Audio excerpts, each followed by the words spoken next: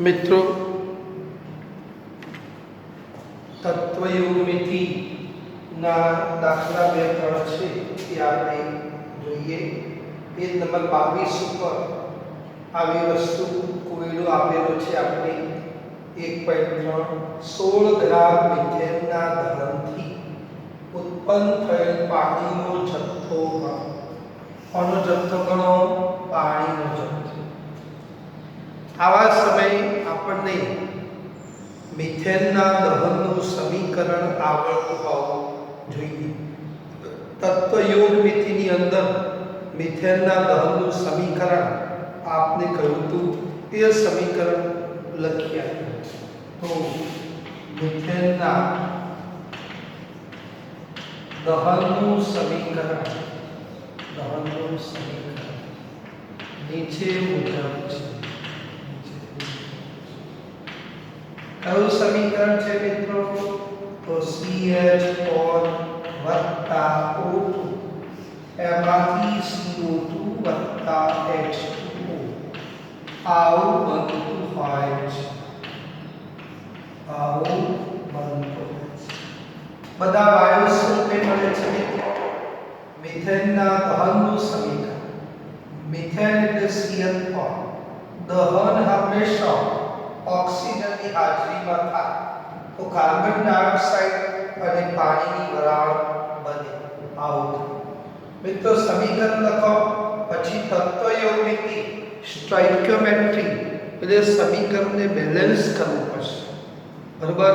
આપણે બેલેન્સ કરવાનું શીખી ગયા કે ડાબી બાજુ જેટલા પ્રક્રિયકોના જથ્થો હોય એટલો જથ્થો નિપજનો હોવો જરૂરી છે. તો એવું આપણે કરીએ. કાર્બન 1 છે તો કાર્બન 1. હાઇડ્રોજનના 4 પરમાણુ છે તો 2 દુ 4. ઓક્સિજન 2 અને 2 4 છે તો ઓક્સિજન 2 દુ 4 છે. આ રીતે એ આપણે બેલેન્સ કરી દીધું. ઓકે. હા, હવે મિત્રો આપણે 16 ગ્રામ મિથેન આપેલું છે. 16 ગ્રામ મિથેન આપેલું છે. ઓકે. હા, તમારે શોધવાનો છે પાણીનો જથ્થો શોધવાનો છે. કોનો જથ્થો? પાણીનો જથ્થો. હવે આપણને આના પરથી થોડી ખબર પડી કે આ 16 ગ્રામ લખેલા છે. એ 16 ગ્રામને આપણે મોલમાં રૂપાંતર કરીએ. શેમાં? વજન જાણતા હોય અને મોલમાં રૂપાંતર કરવું હોય તો મિત્રો શું કરવાનું એ જોઈએ. તો મિથેનના મોલ બરાબર વજન અપોન અણુભાર. મિત્રો વજન કેટલું છે? તો 16 ગ્રામ છે. તો 16 ગ્રામ. ચલો, અણુભાર કેટલો છે મિત્રો મિથેનનો? તો મિથેનનો અણુભાર પણ 16 થાય. કારણ કે કાર્બનનો ભાર અને હાઇડ્રોજનના 4 તો 16 ગ્રામ થશે. તો 16 ગ્રામ પ્રતિ મોલ લખીશું. ગ્રામ આવી ગયા. બોલો મિથેનના મોલ એક આવી ગયા. હા, મિથેનના મોલ એક આવી. ઓકે. આના ઉપરથી બીજી વાત કે મિથેનના મોલ આવ્યા તો પાણીના મોલ તમને મળશે. કઈ રીતે? 1 મોલ મિથેનનું દહન કરો તો પાણીના કેટલા અણુ મળે છે? પાણીના કેટલા મોલ મળે છે? 2 મોલ. 16 ગ્રામ એટલે 1 મોલ. તો 1 મોલ મિથેનનું દહન કરો તો પાણીના 2 મોલ મળે છે. બરાબર? 1 મોલ મિથેનના દહનથી પાણીના 2 મોલ મળે છે. 2 મોલ મળે છે. પાણીના કેટલા મોલ મળ્યા? 2. હવે પાણીનો જથ્થો શોધવાનો. જો આ ગ્રામમાં તો આપણે ગ્રામમાં શું મોલર પદાર્થનો જથ્થો જ છે. 2 મોલ મળે. OMR માં 2 મોલ પાણીના લખ્યા એ પણ વજનની સંદર્ભમાં આપણે કરીએ તો હવે પાણીના બે મોલ છે, મોલ પરથી આપણે વજન અપોન અણુભાર, મોલ બરાબર વજન અપોન અણુભાર લખવું પડે છે। ચલો આવું થયું। આપણે કોના વજન શોધવાનું? પાણી, તો પાણીનું વજન બરાબર મોલ ગુણાકારમાં અણુભારી ચલો મોલ કેટલા છે મિત્રો? તો પાણીના મોલ 2 છે। પાણીનો અણુભાર કેટલો મિત્રો? હાઇડ્રોજનનો 1 એટલે 2 ગ્રામ, ઓક્સિજનનો 16 ને 2 18 ગ્રામ બરાબર 36 ગ્રામ પાણીનું વજન આવે। પાણીનો જથ્થો, પાણીનું વજન 36 ગ્રામ આવે। કેટલા ગ્રામ આવે? 36 ગ્રામ। ઓકે, આટલો આપણો એક જવાબ આવી ગયો। ઓકે,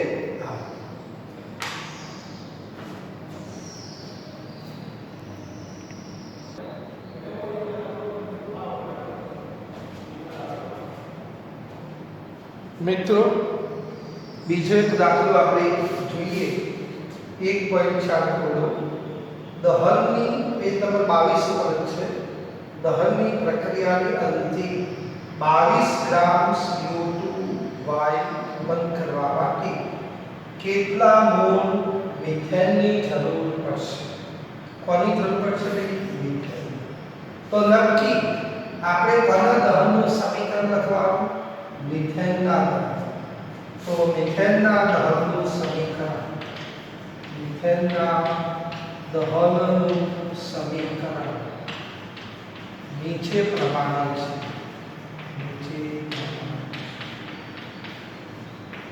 ઓકે, કયું સમીકરણ? CH4 વત્તા O2 તો CO2 ગેસ વત્તા H2O ગેસ। ઓકે થઈ ગયું। હવે સમીકરણને બેલેન્સ કરો તમે તો કાર્બન તો કાર્બન, હાઇડ્રોજન 4 તો હાઇડ્રોજન 2 4, ઓક્સિજન 2 4 તો ઓક્સિજન 2 4। ઓકે, આ પ્રમાણે થઈ। હવે આપણે 22 ગ્રામ CO2 ઉત્પન્ન કરવા, 22 ગ્રામ CO2 ઉત્પન્ન કરવા માટે કેટલા મોલ મિથેનની જરૂર પડશે? મિથેનના મોલ શોધવાના છે। હવે મિત્રો આવો દાખલો હોય તો એની અંદર શું કરવાનું? તો ફરીથી જે ગ્રામ આપેલા છે એને મોલમાં કન્વર્ટ કરી, બરાબર? તો તમે CO2 ના મોલ બરાબર, CO2 ના મોલ બરાબર વજન અપોન અણુ, વજન કેટલું છે ભાઈ?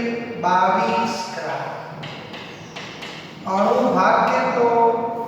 તો CO2 નો અણુભાર તમને ખબર આવી જોઈએ, કાર્બન વત્તા 2 ઓક્સિજન, કાર્બનનો 12, ઓક્સિજનનો 16 32, 32 અને 12 44 ગ્રામ, તો 44 ગ્રામ પ્રતિ મોલ છે। ચાલો ગ્રામ ગ્રામ જતા રહ્યા। 0.5 મોલ આવે। કોના મોલ? CO2 ના મોલ 0.5। ઓકે, 0.5 મોલ CO2 નો આવી ગયા। આ મિત્રો શું કરવાનું? તમે કોના મોલ શોધવાના છે? મિથેનના મોલ શોધવાના, બરાબર?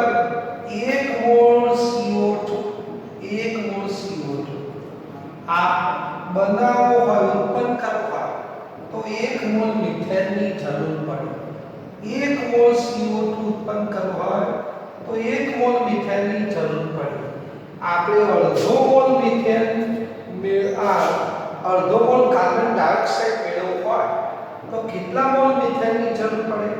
તો એ લખો સમીકરણ પ્રમાણે 1 મોલ CO2 ઉત્પન્ન કરવા 1 મોલ મિથેન therefore આપણે કેટલા CO2 ના મોલ કેટલા છે અડધા છે તો 0.5 મોલ CO2 વાયુ ઉત્પન્ન કરવા કેટલા મોલ મિથેન જોઈએ તો મિથેન ના મોલ 0.5 ગુણાકાર 0.5 મોલ મિથેન ની જરૂર પડશે ઓકે આ તત્વયોગ મિતિ પ્રક્રિયા વિશેના દાખલા છે મોલને અનુલક્ષીને કોઈ પણ પ્રક્રિયા થાય પ્રક્રિયકોના મોલને અનુલક્ષીને થતી પ્રક્રિયાને તત્વયોગમિતીય પ્રક્રિયા સ્ટોઇકિયોમેટ્રી રિએક્શન કહેવાય તાત્વિક ઘટકોનું માપન તત્વોની યોગ્ય રીતે વહેંચણી આને કહેવામાં આવે મિત્રો હવે સ્વાધ્યાયનો આવો એક દાખલો એ આપણે જોઈએ અને એ દાખલો હોમ લર્નિંગની અંદર તમારે પૂછાઈ ગયેલો દાખલો છે તમે કેટલાક મિત્રોએ ઘણી પણ કાઢ્યો હશે પણ હવે ઓરિજિનલી વાત હવે આવે છે ઓકે એવા દાખલાની વાત કરો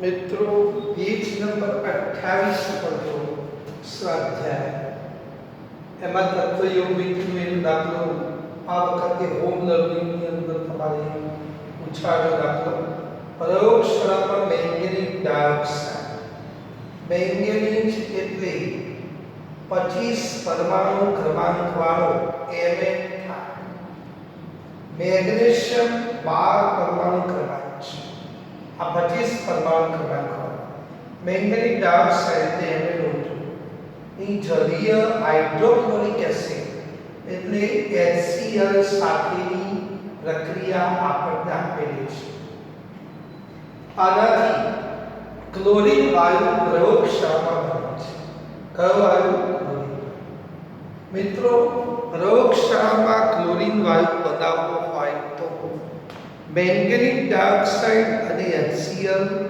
બંને વચ્ચે પ્રક્રિયા થાય તો તમારો આ ક્લોરીન વાયુ મળે લીલાશ પડતો પીળો વાયુ એ ક્લોરીન વાયુ મળશે હવે આપણે અહીં શું આપેલું છે 5 ગ્રામ મેંગેનીઝ ડાયોક્સાઇડ સાથે HCl ના કેટલા મોલ પ્રક્રિયા કરશે આવું આપણે આપેલું છે મિત્રો હવે આ તત્વયોગમિતિ પ્રક્રિયા અહીં કંપનીમાંથી સમીકરણ બેલેન્સ કરીને આપેલું છે ક્યાંથી કંપનીમાંથી 4 હાઇડ્રોજન તો 2 નું 4 હાઇડ્રોજન 4 Cl તો 2 Cl અને 2 Cl 4 Mn તો મેંગેનીઝ ઓક્સિજન 2 તો ઓક્સિજન 2 ઓકે આ રીતની વાત છે હવે સૌથી પહેલા મિત્રો આપણે એક વાત કરીએ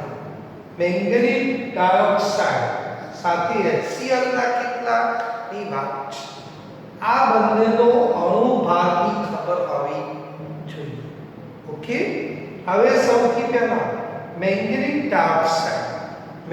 ડાયોક્સાઇડનો અણુભાર આપણને ખબર હોવો જોઈએ તો તમે પેજ નંબર છે 240 આપેલું છે કે 270 એ જોઈએ 240 પેજ ઉપર તમે જુઓ અને 240 પેજ ઉપર તમે જોશો તો આપણને અહીં પરમાણુ ભાર આપેલા છે એબીસીડી પ્રમાણે સિક્વન્સની અંદર આપણને આપેલા છે એમાં મેંગેનીઝ દેખાય છે છેલ્લેથી બીજું એનો પરમાણુ ક્રમાંક 25 છે પરમાણુ ભાર 54.94 ગ્રામ છે એટલે એપ્રોક્સિમેટલી 55 ગ્રામ જેટલું આપણે લઈ શકીએ હવે આપણે મેંગેનીઝ ડાયોક્સાઇડનો અણુ ભાગ પહેલા ખબર હોવી જોઈએ. હવે આ મેંગેનીઝ ડાયોક્સાઇડનું વજન આપેલું છે ગ્રામમાં, એને મોલમાં કન્વર્ટ કરીએ. તો મોલમાં કન્વર્ટ કરીશું તો MnO2 ના મોલ શોધવા છે. શું શોધવા છે? તો મોલ શોધવા હોય તો આપણને વજન અપોન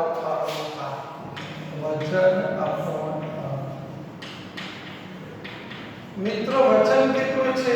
તો 5 ગ્રામ છે. અણુ ભાગ કેટલો છે મિત્રો? તો એ જોઈએ.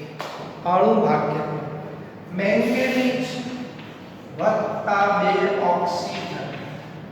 મેંગેનીઝનો પરમાણુ ક્રમાંક 25, પરમાણુ ભાગ 54.94 કે 55 અને ઓક્સિજનનો 16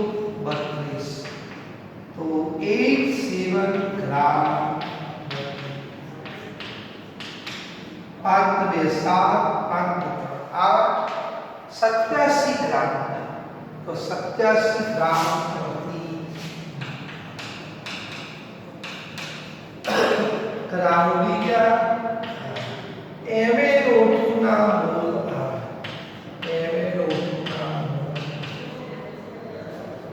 હવે 5. હવે કેલ્ક્યુલેટર થી આપણે જોઈએ 5/87 equal to 0.5747 આટલા મોલ થાય. આટલા. હવે મિત્રો જો આપણે જોઈએ HCl ના કેટલા મોલ, આપણે HCl ના ગ્રામ MnO2 નો 1 મોલ વપરાય તો HCl ના કેટલા મોલ વપરાય? 4 મોલ. તો સમીકરણ પરથી આપણે લખવું પડે કે 1 મોલ MnO2 સાથે પ્રક્રિયા કરવી પડે તો HCl ના 4 મોલ જોઈએ. કેટલા? 4. તો આપણે આગળ જોઈએ સમીકરણ પરથી 1 મોલ MnO2 સાથે પ્રક્રિયા કરવા 4 મોલ HCl ની જરૂર પડે.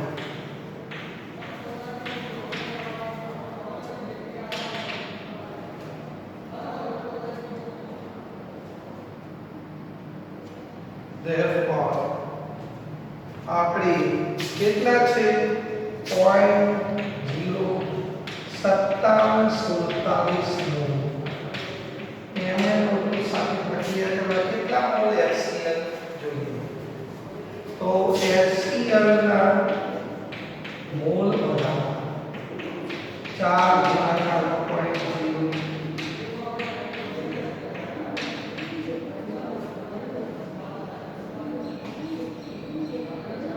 4 ગુણાકાર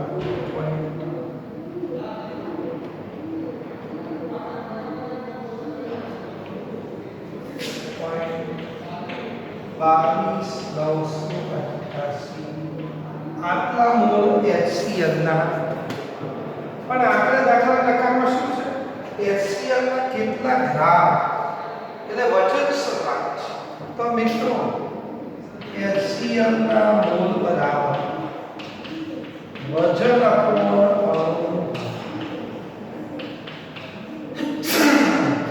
બરાબર. આપણે શોધવાનું શું છે? HCl નું વજન શોધવાનું છે. therefore HCl નું વજન બરાબર મોલ ગુણાકાર અણુ. મોલ કેટલા છે મિત્રો? મોલ 22,988 અને અણુ ભાગ કેટલો છે મિત્રો? HCl નો ક્લોરીન નો 35.5 ક્લોરીન, હાઇડ્રોજન નો 1 એટલે 36.5. આ બંનેનો ગુણાકાર તમે કરો 22,988 ગુણાકાર 36.5 બરાબર 8.39 બરાબર 8.4 આટલા એપ્રોક્સિમેટલી બરાબર 80 અંશ સુધી કેટલા 8.39 લખો કે 8.4 લખો સાચું છે ઓકે આ રીતે દાખલો તત્વયોગમિતિનો સ્વાધ્યાયનો દાખલો આ રીતે ગણી શકાતો દાખલામાં કોઈ બહુ નવીનતા છે નહીં સમીકરણો પરથી મોલ પરથી વજન અને દાખલો થઈ ગયો પૂરો આવું થતું હોય છે ઓકે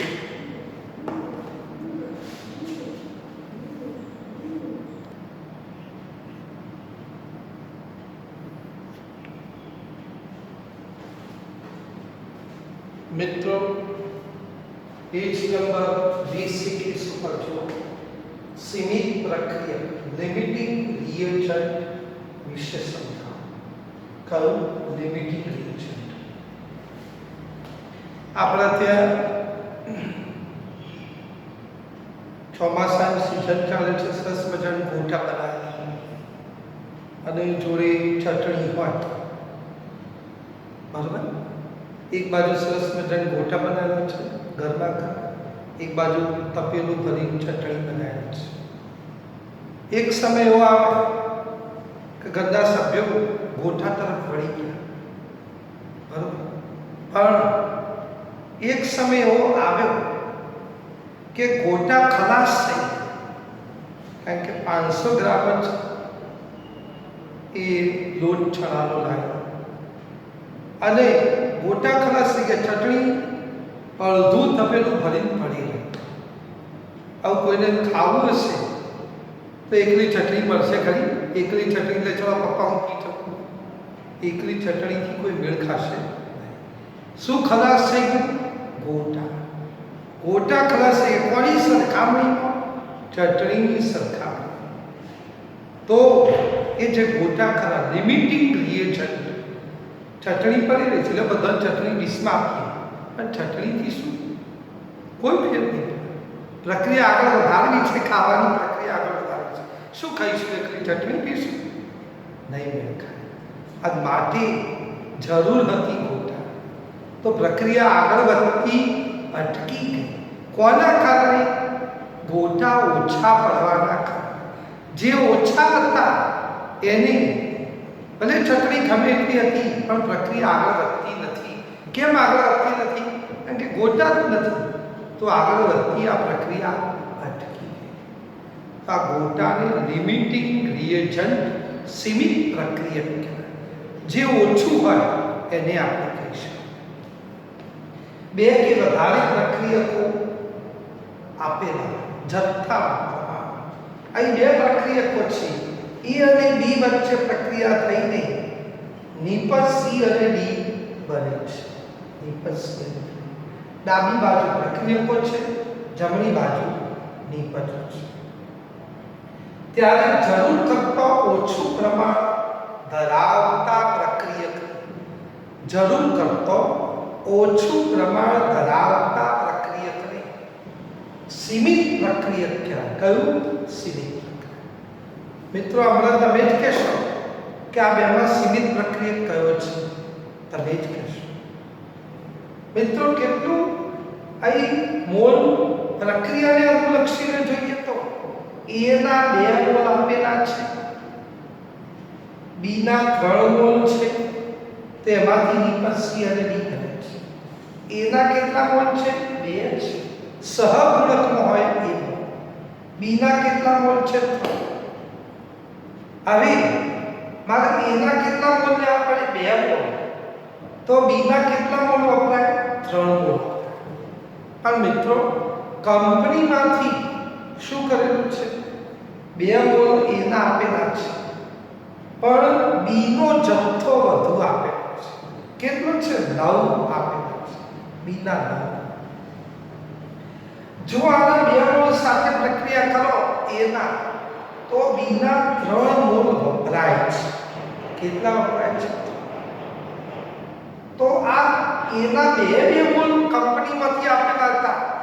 એ બીના કેટલા મોલ સાથે પ્રક્રિયા કરશે? 9 મોલ સાથે પ્રક્રિયા કરશે. નહીં મિત્રો, કેટલા મોલ સાથે? 9 માંથી 3 મોલ સાથે પ્રક્રિયા કરશે. આ રેશિયો જે પ્રમાણ છે એના 2 મોલ સાથે બીના 3 મોલ પ્રક્રિયા કરે છે. તો આના 2 મોલ વપરાય છે, તો આના 9 માંથી 3 જ વપરાય, બાકી 6 મોલ બાકી રહેશે. કોના બાકી રહેશે? બીના બાકી રહેશે. બીનો જથ્થો ગમે એટલો હશે, બીનો જથ્થો ગમે એટલો હશે, પણ એનો જથ્થો વપરાઈ ગયો, એનો જથ્થો વપરાઈ ગયો. ગોટા વપરાઈ ગયા, ચટણી બાકી. એમ બીના 9 માંથી 3 મોલ વપરાઈ ગયા, તો 6 મોલ બાકી રહ્યા. હજી 9 મોલ જોડે પ્રક્રિયા કરવી હોય તો આ જથ્થો ખૂટી પડે. જે જથ્થો ખૂટી પડ્યો, વપરાઈ ગયો, એની હવે આના ગમે એટલા મોલ પડી રહ્યા છે તો પણ આગળ પ્રક્રિયા થશે. પ્રક્રિયા પામ્યા સિવાયના 6 મોલ પડ્યા, પણ એનાથી એ પ્રક્રિયા આગળ વધશે. મોલ કોની જરૂર છે? આપણે એના મોલની જરૂર છે, એ વપરાઈ ગયા.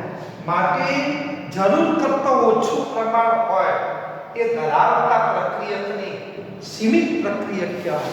માટે અહીં એના બધા જ મોલ વપરાઈ ગયા, માટે પ્રક્રિયા આગળ વધશે. એના 2 મોલ સાથે બીના 9 મોલ પૈકી 3 મોલ જ પ્રક્રિયા કરે છે, માટે બીના 6 મોલ પ્રક્રિયા પામ્યા સિવાયના પડી ગયા. આથી ભાઈ એના બધા જ મોલ વપરાઈ જતા હોય એટલે પ્રક્રિયા આગળ વધશે. આમ એનો મોલનો જથ્થો સીમિત હોવાથી પ્રક્રિયા આગળ વધતી નથી. માટે આ બેની અંદર, એ અને બીની અંદર કોણ લિમિટિંગ એજન્ટ, કોણ સીમિત પ્રક્રિયક? તો એ જેના મોલ ઓછા હોય એ સીમિત પ્રક્રિયક તરીકે ઓળખાય છે. તો મિત્રો આના ઉપરથી તમને ખબર પડી. ઉદાહરણ લઈ અને મેં સમજાવ્યું છે. પુસ્તકમાં આવું નથી, છતાં પણ મેં એક સારી વસ્તુ તમને આપવાનો પ્રયત્ન કર્યો છે. તો તમને ખબર પડી ગઈ કે એ સીમિત પ્રક્રિયક છે. બીનો જથ્થો ગમે એટલો હોય પણ એનો જથ્થો ખૂટી પડ્યો, જે ઓછો હોય એ સીમિત પ્રક્રિયક કહેવાય, લિમિટિંગ એજન્ટ, રિએજન્ટ કહેવાય. ઓકે. હા,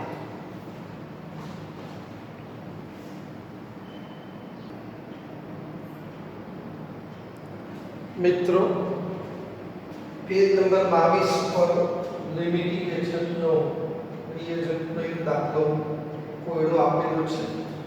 કોયડો નંબર 1.5. કોયડો નંબર 1.5. 50 કિલોગ્રામ નાઇટ્રોજન વાયુની 10 કિલોગ્રામ હાઇડ્રોજન વાયુ સાથે પ્રક્રિયા કરતો એમોનિયા મેળવવા માટે આ 2 વાયુઓને મિક્સ કરે. આ 2 વાયુઓને મિક્સ કર્યા મિત્રો, નાઇટ્રોજન અને હાઇડ્રોજન વાયુઓને મિક્સ કરે. તો આપણે ખબર હોય તો સમીકરણ એ કયું થવાનું? N2 ગેસ વત્તા 3H2 ગેસ તીર કરીને ટ્વાઇસ NH3 ગેસ. મિત્રો સમીકરણ બેલેન્સ કરેલું છે. એમાં લીધેલું 2 નાઇટ્રોજન પરમાણુ, 2 નાઇટ્રોજન પરમાણુ, 6 હાઇડ્રોજન પરમાણુ, 6 હાઇડ્રોજન પરમાણુ. ઓકે. હવે તમને 50 કિલોગ્રામ આપેલું વજન કેટલું છે? આપેલું વજન 50 કિલોગ્રામ. આ કેટલું વજન છે? 10 કિલોગ્રામ. 10 કિલોગ્રામ. આપણે આનું વજન શોધવાનું છે. આ વજન શોધવાનું છે. એમોનિયાના વજનની ગણતરી કરો. ઓકે. હવે વજન આપેલું છે, કિલોગ્રામ ને ગ્રામમાં ફેરવું તો 50,000 ગ્રામ. 50,000 ગ્રામ. આ 10,000 ગ્રામ. 10,000 ગ્રામ. ઓકે, હવે મારે મોલ શોધવા છે. તો મોલ માટે શું થવાનું?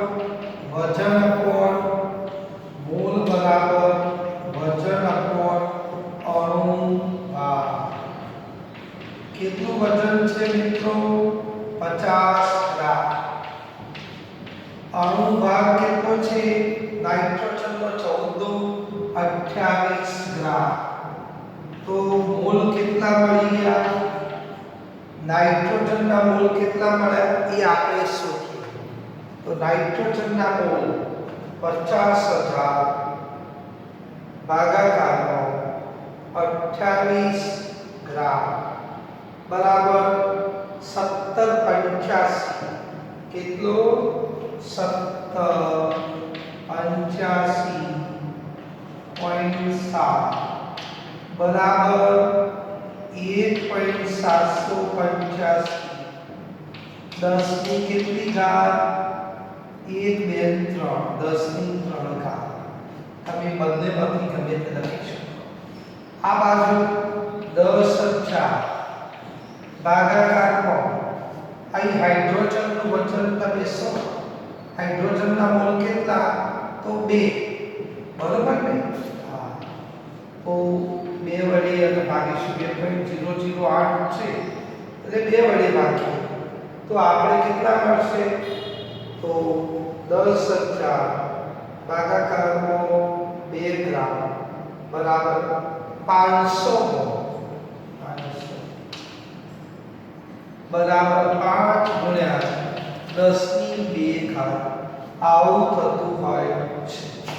ઓકે, આ પ્રકારની વાત આપણે દાખલાની અંદર કરેલી છે. ક્યાં કરેલી છે? દાખલાની અંદર.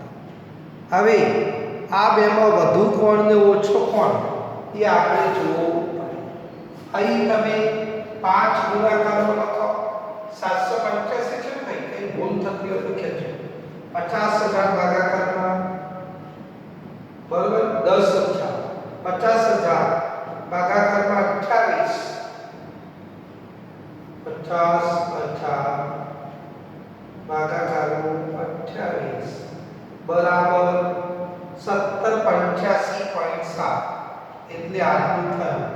ઓકે, એને આપણે આવું રાખીએ તો પણ ચાલે. કેવું? કારણ બંનેના સરખાવે 17 પોઈન્ટ આવું કરીએ. કેવું? 17 પોઈન્ટ ગુણાકારમાં 10 ની 2 ઘાત. તો બંનેનું આવું થશે. ઓકે, હા. હવે તમે જો મિત્રો આ દાખલાની અંદર શું કરવાનું એના માટેની ભૂમિકા. અહીં તમારે કેટલો આવ્યો અને ત્યાં કેટલો આવ્યો એ જુઓ. 10,000 ને 10,000 ભાગાકારનો 2 બરાબર 5,000 આવે છે. તો મિત્રો એવું કરીએ 5,000 ભૂલ થઈ ગઈ તો 5 10 ની 3. તો અહીં પણ આપણે 10 ની 3 રાખીએ. બરાબર? કેટલી રાખીએ? 10. હા, મને પહેલેથી એવું લાગતું કંઈક સમથિંગ ભૂલ છે. ઓકે, હા. હવે મિત્રો તમે જો કે શું કર્યું? કિલોગ્રામ હતા. કિલોગ્રામને ગ્રામમાં કન્વર્ટ કર્યા. 50 કિલોગ્રામ તો 50,000 ગ્રામ. 10 કિલોગ્રામ તો 10,000 ગ્રામ. હવે એ ગ્રામને મોલમાં કન્વર્ટ કર્યા તો વજન અપોન અણુભાર તો 1.785 ગુણાકારમાં 10 ની 3 આવે. અહીં 5 ગુણ્યા 10 ની 3 મોલ આવે. હવે તમે જોશો કે આના 1 મોલ સાથે પ્રક્રિયા કરીએ તો આના કેટલા? 3 મોલ વપરાય. કેટલા? 3 મોલ. જો આના આટલા મોલ હોય તો આના કેટલા મોલ જોઈએ એ આપણે જોવું પડે. તો અહીં આપણે લખવું પડે અને કોણ સીમિત પ્રક્રિયક છે હમણાં સાબિત થશે. ઓકે, તો સમીકરણ પરથી 1 મોલ N2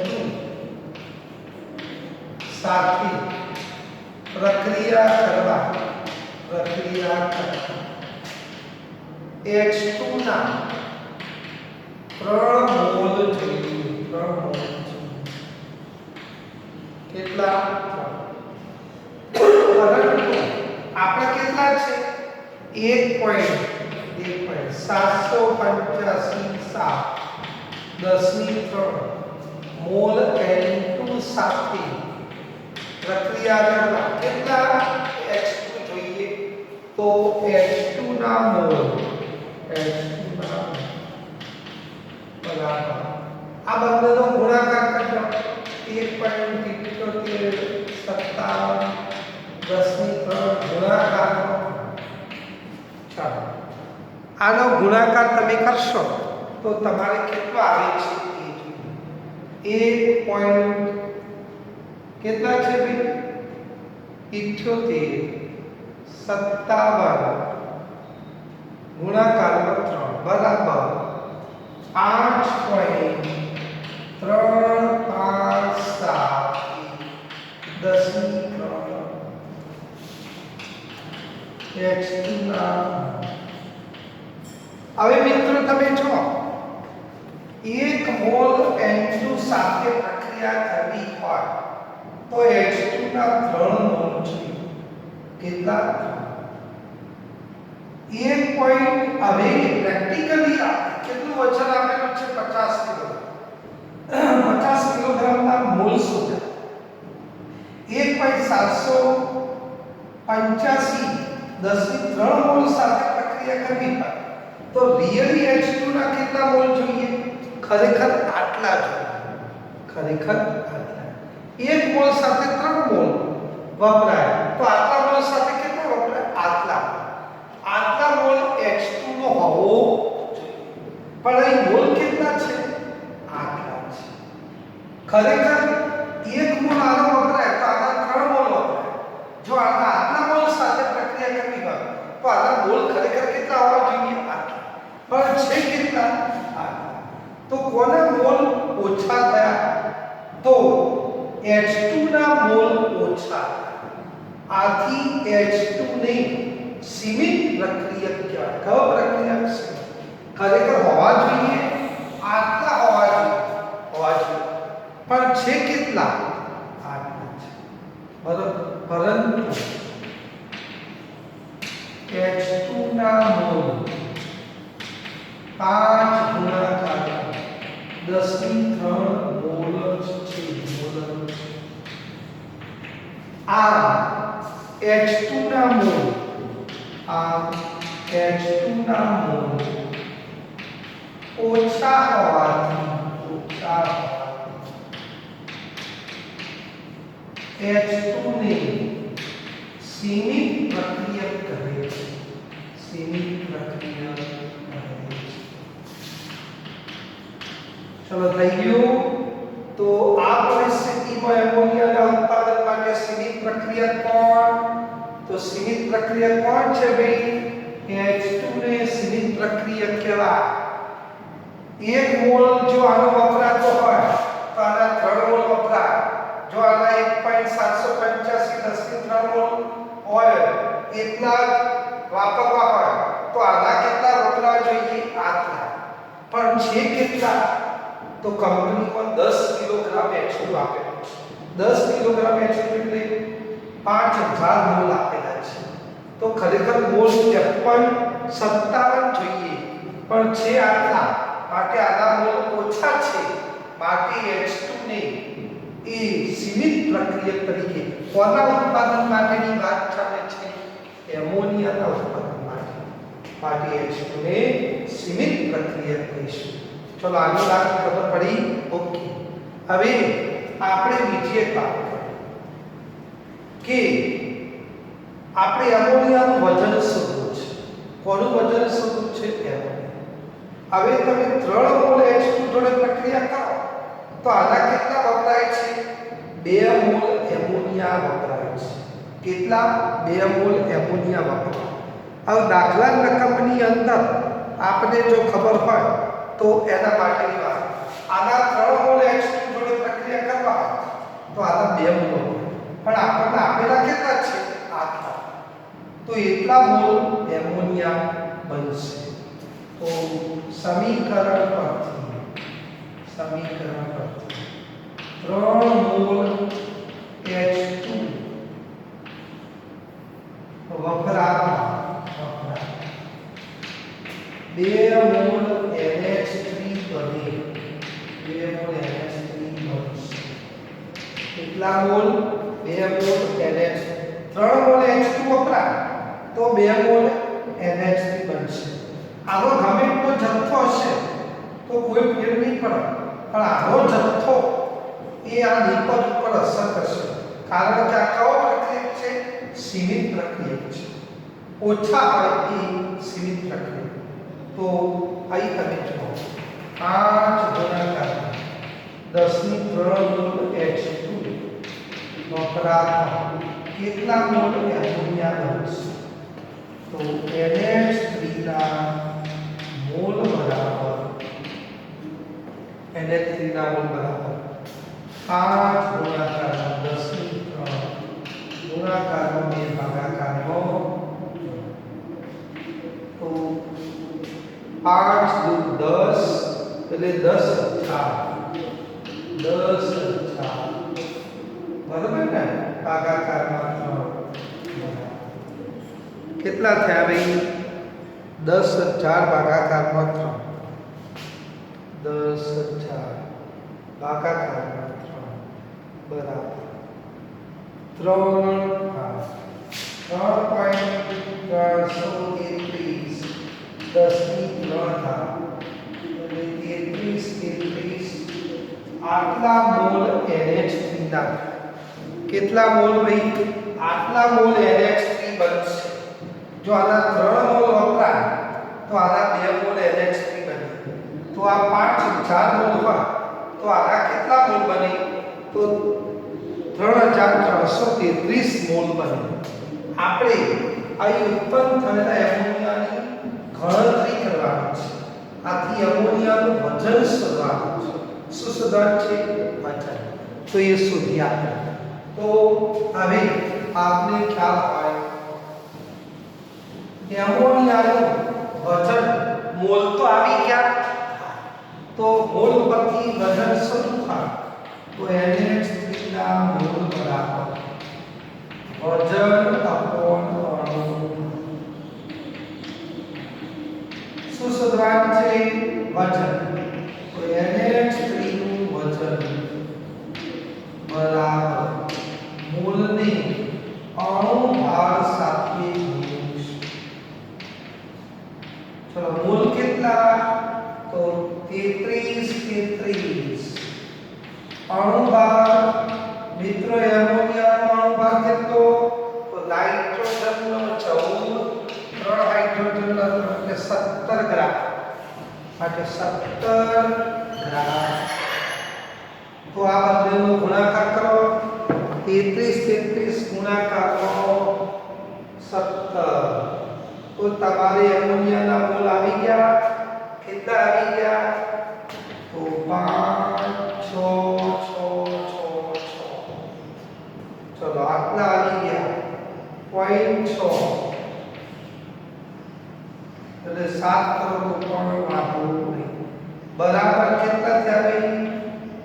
5.666 બરાબર 1 2 3 4 કેટલા? 10 ની 4 આટલું ગ્રામ. આટલા ગ્રામ તમને એમોનિયા મળે. આટલા ગ્રામ કેટલા? 5.6 ગુણાકારમાં 10 ની 4 ગ્રામ. આટલા ગ્રામ તમને ગ્રામ મળ્યા. આટલા ગ્રામ. કિલોગ્રામ શોધવા તો જાણે લાગે તો 56.8 કિલોગ્રામ એમોનિયા ઉત્પન્ન થશે. ઓકે, તો મોલ પરથી જાણતા હતા તો વજન ગણ્યું. વજન ગ્રામમાં કેટલું હતું? આટલું હતું. કેટલું 56,666 હતું. એ ગ્રામને કિલોગ્રામમાં કરીએ તો કેટલું થયું? 56 કિલોગ્રામ. હજારે ભાગી દો કેટલા કિલોગ્રામ તમને મળી ગયા. આ રીતે આ સીમિત પ્રક્રિયક વિષયના દાખલાની પણ વાત કરી. હવે મિત્રો આગળ સાંદ્રતા દર્શાવવાની રીતો વિશે આપણે વાતો કરીશું. ઓકે, હા.